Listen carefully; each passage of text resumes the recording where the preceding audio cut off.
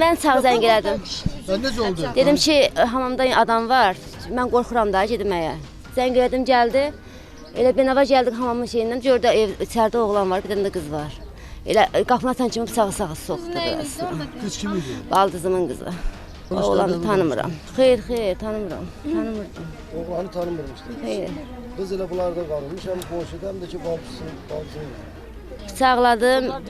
Mən ikinci dəfə də bıçaqlayanda mən əlamı atdım, qaçdım qonşuya. Dedim köməyə gəlsinlər. Elə yıxıldı yerə qanın içində.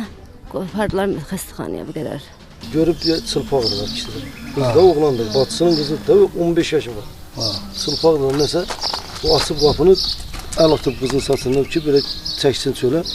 Qıza başı qaşıb çıxartmağı, oğlan sırası qapının ağzına soğub buna, düz ürəyi nağıyasın.